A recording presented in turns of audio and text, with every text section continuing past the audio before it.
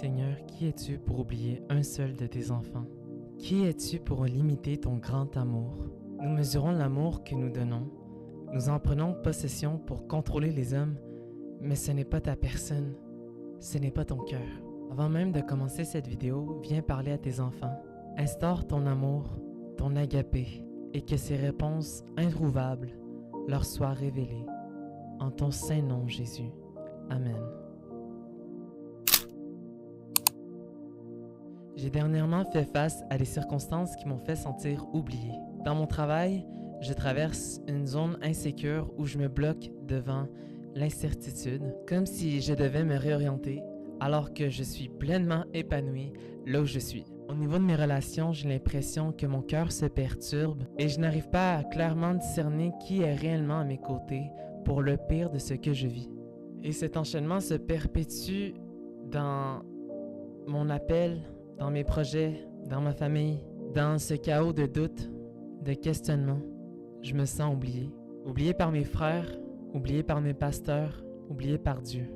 J'ai dit, Dieu, pourquoi ce silence? Où es-tu? Je suis en train de tout perdre.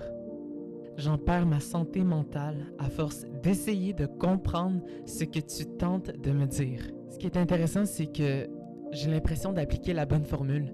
Je vais à l'église, j'assiste à un groupe de prière, je participe à une étude biblique. À chaque semaine, je me discipline spirituellement et physiquement plus que jamais et j'ai l'impression que tout cela ne suffit pas.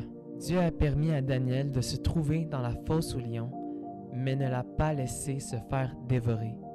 Dieu a permis à Pierre de couler, mais ne l'a pas laissé se noyer.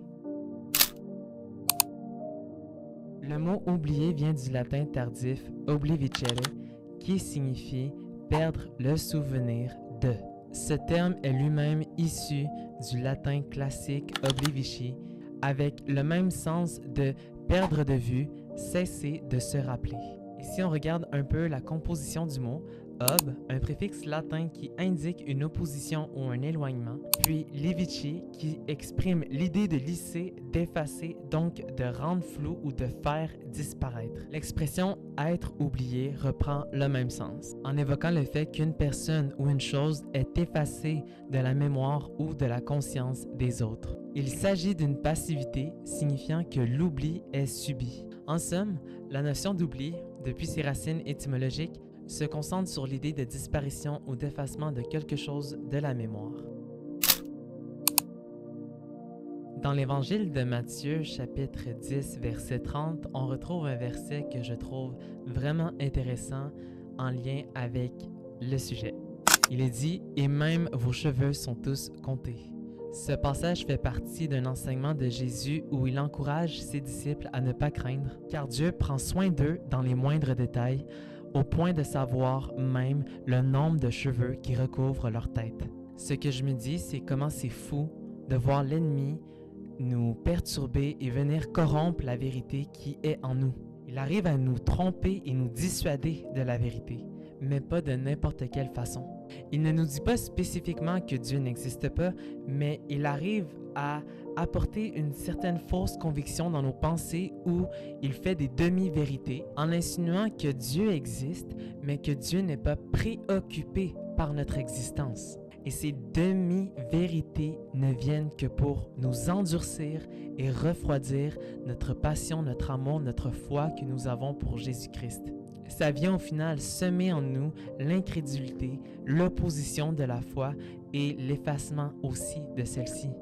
Mais si je peux dire à quelqu'un qui regarde, Dieu ne t'a pas oublié. Dieu ne t'a pas oublié, c'est illogique. C'est illogique, Dieu ne t'a pas oublié. Comment un Dieu parfait pourrait savoir absolument tout de toi avant même que tu sois né et savoir le nombre exact de cheveux qui couvrent ta tête, mais arriverait-il à t'oublier? Parce que ce qu'on vient de voir, c'est que l'oubli est subi. L'oubli est un processus passif. C'est quelque chose qu'on ne contrôle pas.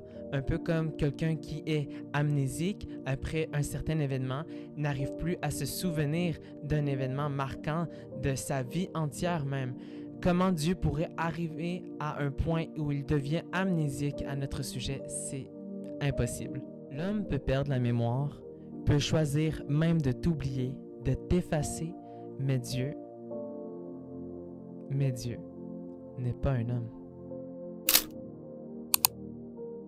Un personnage biblique qui s'est senti oublié est Joseph, le fils de Jacob, dans le livre de la Genèse. Et j'aimerais plonger avec vous un peu sur son histoire afin de mieux comprendre comment l'oubli peut être un moyen propulseur pour nous vers notre destinée. Après avoir été vendu par ses frères et emprisonné en Égypte, Joseph a interprété le rêve du chef des échansons du Pharaon et lui a demandé de se souvenir de lui une fois libéré. Cependant, l'échanson l'a oublié, laissant Joseph en prison pendant encore 2 ans. Genèse 40, 14, 15. « Mais souviens-toi de moi quand tu seras heureux, et montre, je te prie, de la bonté à mon égard.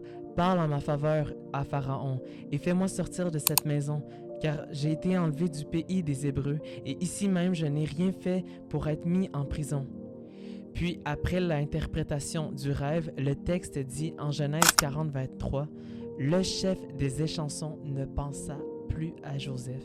Il l'oublia. » Joseph a donc vécu un sentiment d'abandon après avoir été oublié par quelqu'un qui l'avait aidé. Cependant, malgré cette période difficile, Dieu n'avait pas oublié Joseph et avait un plan pour lui.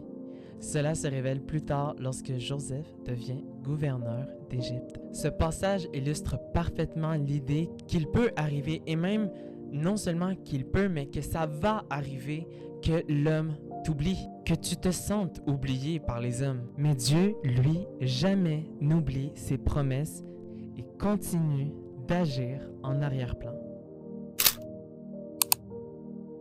Et je t'invite à faire cette déclaration avec moi. Déclare sur ta vie: je n'ai pas à craindre parce que tu es fidèle. Je n'ai pas besoin de miracles, de prodiges, de confirmations, de signes célestes, car ma foi est en toi. Alors je sais ainsi que tu le feras. Tu le feras selon ce qui est écrit, selon ta parole, selon tes promesses où ma foi s'y appuie. Je n'ai pas attiré les réponses des hommes à devenir désespéré après eux, mais seulement à devenir désespéré après toi, Seigneur. Apprends-moi à te chercher différemment. Apprends-moi à t'écouter différemment et à m'abandonner à toi différemment. Amen. Soyez bénis la famille LM. J'espère que cette vidéo vous aura outillé et on se revoit très bientôt pour d'autres vidéos. Soyez bénis.